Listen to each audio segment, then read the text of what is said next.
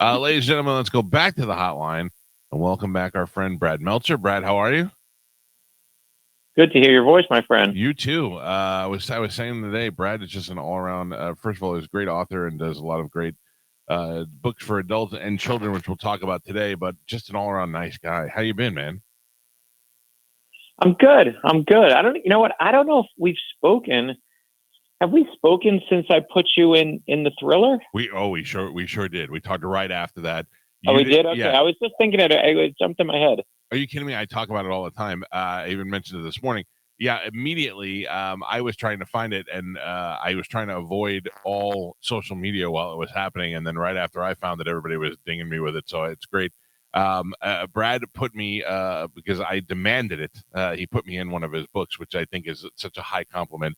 Because I imagine you do a lot of radio, and you have a lot of radio friends that you'll connect with, and I'm sure once they get wind of it, they're all going to be busting your balls. They all bust my balls, but I don't have that many that I actually consider my friends and that I've been with for like a dozen years. So basically, I've taken care of like there's three people, and each one of them I try and they've been good to me, and I'm like who I truly consider friends. Did I ever tell you that Stephen King writes about the radio station or wrote about the radio station in a book one time? No mention of us whatsoever, but he lives in Sarasota, and he actually mentioned the station because we used to play classic rock when we first started at the station. And he said one of his characters was driving around listening to 102.5 The Bone, listening to whatever. And I thought, oh, that was pretty cool. But that guy wants nothing to do with us. Yeah, well, that's why he's probably a better writer than me, I guess. I wouldn't know about that. Brad writes novels. He writes books that, I mean, look, let's face it. Not a lot of us are reading these days because you don't know. Like my wife said to me the other day, she goes, how do you decide what to read? Like you can go to the New York Times bestseller list, but that doesn't necessarily mean it's good. And I said, here's what I do. I find somebody that I think I have a similar interest in and find out what they're reading, and I start from there. And it started one time with Bill Gates because Bill Gates publishes the books that he reads, for the year prior, like his favorite books. And I look through them and I go, well, if he like that, I might like that, and I'll do that. But truthfully, you really just need a good friend to recommend something to you. That's why when we read your books, I try to tell our listeners. And I do get a lot of feedback from people, mostly at airports, buying them at airports, because you're not really walking into a bookstore a lot these days. Yeah, no, I mean books are sold by word of mouth. And listen, that's how our kids' books sold. I started writing them for my kids, and I didn't realize other parents are going to be like, I want that too. I want better heroes for my kids. I want someone to teach them how to be kind and be have perseverance like that. It was all word of mouth of people saying, you got to read this book. You got to read this kid's books. It's the only reason we get to really be here today, and thanks to friends like you. So the series is called the I Am series, and it's got people within history, and not just history. Like they got Abraham Lincoln, and they have Amelia Earhart, but they also have Jim Henson and Gandhi and Sacagawea and Neil Armstrong. It's like from and Walt Disney. My daughter, in particular, really enjoyed these books so much that she ended up going to school. You had to dress up as a character from a book, and she went from the I Am Jane Goodall book as Jane Goodall from reading your book, which I thought was pretty cool. I love the fact that your daughter dressed up as one of our heroes. We had a girl last night who came to the book event dressed as Amelia Earhart. We had two who came the day before dressed as Ruth Bader Ginsburg. And I don't think there's a better compliment. You can say you like the book, but when you're dressing up as someone before your book, yeah, that is just the best compliment of all. In fact, there's one kid who threw a Brad Meltzer birthday party and dressed as me for Halloween. Cool. Put like the little ball cap on. I was like, that's the nerdiest birthday party I've ever heard, and the single greatest birthday party I've ever heard. The kids get into the books. They're not, they're not hard, and they're very informative, and you should have a basic knowledge of who all these people are. And like I said, it's people from Muhammad Ali, Jackie Robinson to Lucille Ball. So it's not just all boring historical people. It's people who've really made an impact on the world. So now what do we got? We got new books. So we got a new one. This is, I'm going to make you feel old for a moment. This is the 10-year anniversary of the Ordinary People Change the World series, the I Am series. And, we started with I'm Amelia Earhart and I'm Abraham Lincoln, which we launched on your show. And now 10 years later, we have I Am Mr. Rogers, and the newest is I Am Ruth Bader Ginsburg. Both, I think, clearly changed the world, especially Ruth Bader Ginsburg, didn't really realize the impact of Mr. Rogers until after his death. I watched it, of course, as a kid, like most of us did, but upon his death and the documentaries and all that, you realize some of the things that he did that you weren't even realizing that he was doing, and was quite incredible. Didn't you always assume Mr. Rogers might be kind of a jerk off when he wasn't on TV, and you turn out he's exactly like the guy you saw on TV? I mean, the thing about Mr. Rogers is it's just like he's so kind and so good that you feel like it's not even real. Right. But the fun part is when I'm researching the book, what I find out is when he was a little kid, he was all pissed off. He was being bullied. Mm-hmm. You know, you think of him as that exactly what you said, the guy who's perfect. When he's a little kid, these bullies chase him home from school. He gets so angry at them. He mails away for those like mail order muscles. And they of course don't work. Like, yeah. But it's his mother. His mother starts donating to kids who have no money in school. Like the local nurse says, "Hey, listen, a kid here can't afford new sneakers," so the mom sends him in. Can't afford new furniture for another kid, sends him in. The mom never takes credit for it. And Mr. Rogers learns right there how to be a good neighbor. Yeah. And it's his mother who tells him when he's scared, you got to look for the helpers. Always look for the helpers. That's a quote we all know about Mr. Rogers, but it came from his mom. And it's the same with Ruth Bader Ginsburg. Similar thing with his mom, with her mom. You know, we imagine Ruth Bader Ginsburg as this, austere, serious Supreme Court justice. But when she's a little girl, she just wants to have adventures. She wants to climb trees and go to the roof of the building. But that's something boys do back. Girls are not supposed to do what they tell you. A girl can't do that. You're a girl. And it's her mom, again, who breaks that stereotype, takes her to the local library, and every Friday afternoon says, "Ruth, you can pick out 5 books." And the books that she loves most are books about real heroes, Amelia Earhart, Harriet Tubman. And it's there she learns one of the life's great lessons is there's absolutely nothing that a girl can't do. And I want my daughter to have that lesson. I want my sons to have that lesson.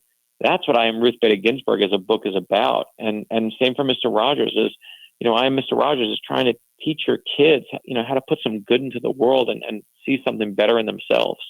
I have a much younger sister. She's in her 20s, and she's an attorney, and she's a huge Ruth Bader Ginsburg fan. How do you, at this stage, go about doing research for this? I mean, I know you could probably find a lot of this information out just from doing research in books and stuff, but do you contact the family? Are they helpful with this? We've been very lucky. When we did, Ruth Bader Ginsburg's daughter was one of my mentors in law school. Oh, wow. So she weighed in on the book. I called her and she gave me stuff, she helped correct it. When we did I Am Jane Goodall weighed in, Dolly Parton weighed in on her book, Oprah weighed in on her book. George Washington was harder to track down, and Abraham Lincoln was harder to track down. But Billie Jean King spent 2 hours on the phone with me, correcting every detail down to what color her sneakers were in every different match we showed in the book. Oh, wow. And I think at this point, people have just been so kind to us. When we did I Am Martin Luther King Jr., Congressman John Lewis was the guy who weighed in for us. So we really do try and get the expert in the field to make sure it's right. And, for Ruth Bader Ginsburg, she's also the only hero so far who I knew her before I wrote the book. Because her daughter was a mentor of mine, I met her a bunch of times. And one of the times we had a mutual friend who was getting married, and she asked us both, me and Ruth Bader Ginsburg, to be the witnesses to sign her marriage certificate. Oh, wow. So we're in the back room, and Ruth Bader, my friend's in the white dress, and Ruth Bader Ginsburg literally is signing the marriage certificate, and it's my turn to sign. I look at my friend, and I'm like, do you really need me at this point? Like, How did I get here? Man, right. How did I get here? But it was true. And my only regret is I never got to tell her we were doing a book about her. And do you get the same cooperation from the Mr. Rogers people? Yeah, the Mr. Rogers people were. No one was nicer than the Mr. Rogers people. Yeah. We went to Fred Rogers Productions, who basically manages the show and all the rights, and they gave us the songs. They gave us, "Won't You Be My Neighbor." They were so nice and helped us work on every single detail of that book, right down to pictures that were in the back of it and looking, and there was a quote that I was like, this quote is from Mr. Rogers, but I can't find where he said it. And they were like, yep, he said it. Here's exactly where. They were so good about it. And of course they were the nicest. It's Mr. Rogers. Yeah. This is Brad Meltzer we're talking to. He's an author. He has got a series of children's books that are out. It is the I Am series. I am Abraham Lincoln. I am Rosa Parks. I am Jim Henson. I am Walt Disney. And the newest books are I Am Mr. Rogers and I Am Ruth Bader Ginsburg. They're great for your kids to read. They're great to read along with them. I think that it's going to be, Brad, kind of one of those things where people hope to be made a book.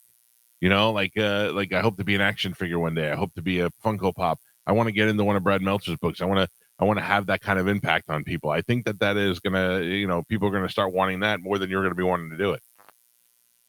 Well, the funny thing is we've been for years now getting phone calls from really well-known estates of people, very famous people, athletes and astronauts, like, who call us up and say, "Hey, can you do a book about my person?" Yeah. You know, and I'm like, that's a really well-known person. Like, everyone knows who that person is, but I haven't done Nelson Mandela yet, man. You got to we're going in order here. And so I feel, so I'm basically like, get in line, right? But we'll get there. I mean, when we first started this, I went to my publisher and they said, "Oh, it's so cute. You want to do, these books for kids ages 5 years old to about 12 years old. I'm Amelia Earhart. I am Abraham Lincoln. 2 books. That's adorable." And I said, no. I want to do 100 books. I told them I want to build a whole library. And now people build libraries of real heroes for their kids, their grandkids, their nieces, their nephews. And the publisher didn't laugh. They said, "We're in." And I'm a third of the way there. And I'm a stubborn guy. Like, it's hard to change the minds of adults. But we've now armed, I think, 7 million kids with these lessons of kindness and compassion and perseverance. Like, we're on our way. We're doing okay. Can you tell me why, either it's by choice or by just the simple production of it, but why do you not have more already? It seems to me like, it's certainly not as hard to do as a full biography of somebody.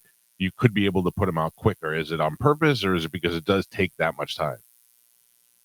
Yeah, no, I mean, we could do we do 3 a year right now. One year we did 5 a year, but it's also you want them to be special. You want them to be good. And I don't want to churn them out. And also, I think the other big part of it is I have to write my thrillers. I have to write the nonfiction books that I do for adults. Like, if I wanted to do this full time, I guess I could do it and just pump them out like a factory. But I want each one to feel like a special moment. And then your kids collect them all and you get them, every few months. You don't get them every few weeks. And I don't know. It seems cooler that way. And right now, this is our 32nd book in the series. It's not like we haven't done a lot of them.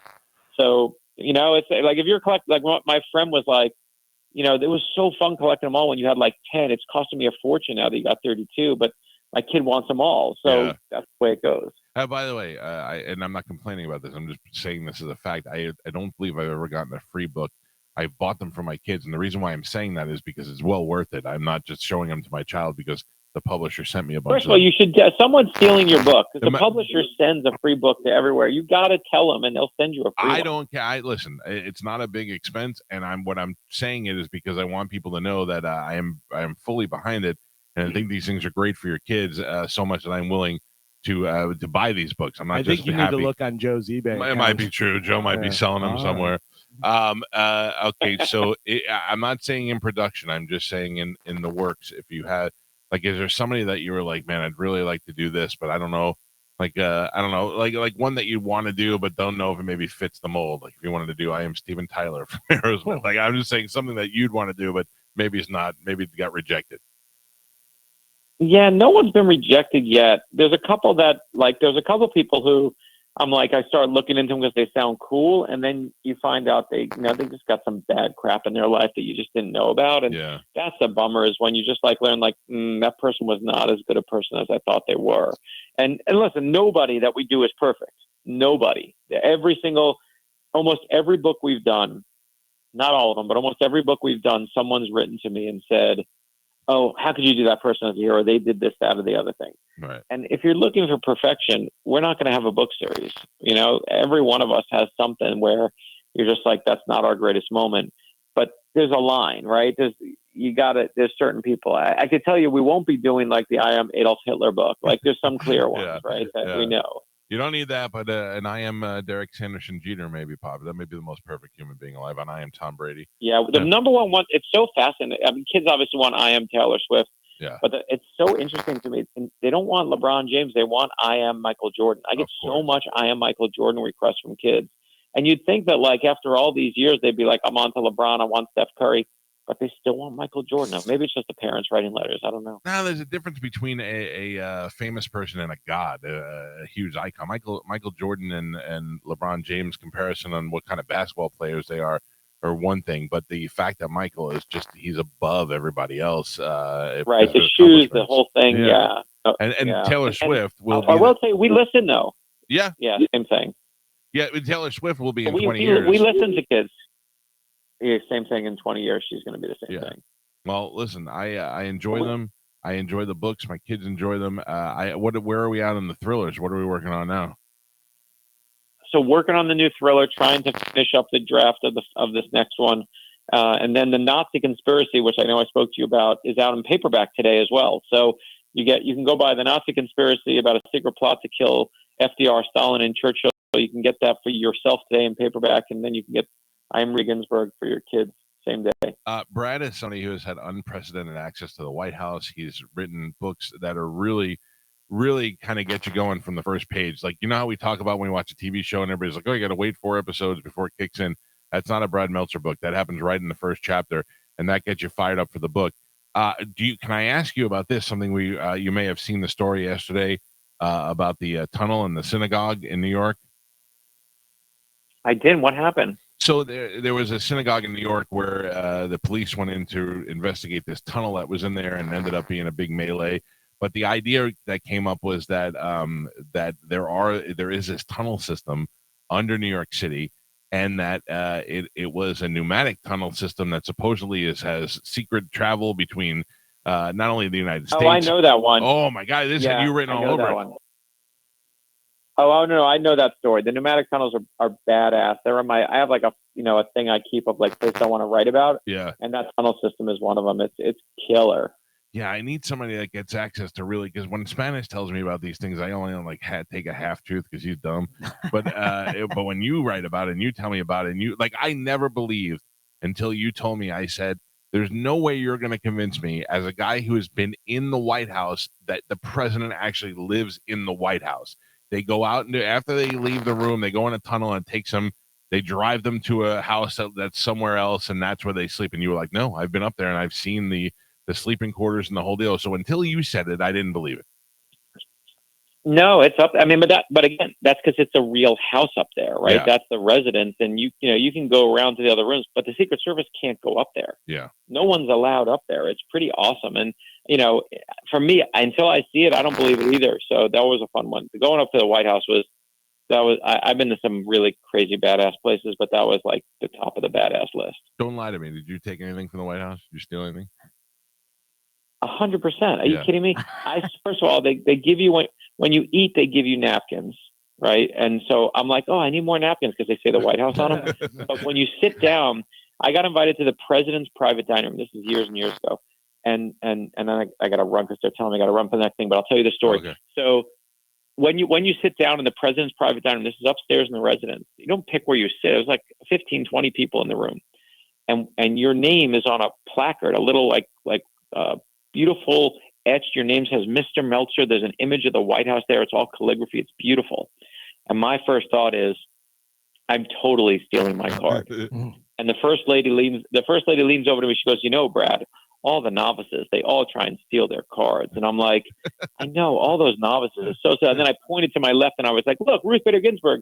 And then when the first lady looked to the left, I totally swiped my card. And I have my card. I 100% have my card to this day. Good. I'm very proud of you. I stole things from the Playboy Mansion. So in a way, we're kind of even. Same. Brad, check out the new series. I Am Mr. Rogers. I Am Ruth Bader Ginsburg. You can find them wherever you buy books, in bookstores or online. And I'm sure these will be huge for you. Always great to catch up with you, buddy. Love you, my brother. Thanks so much. There Love you go. Brad. The great Brad Meltzer.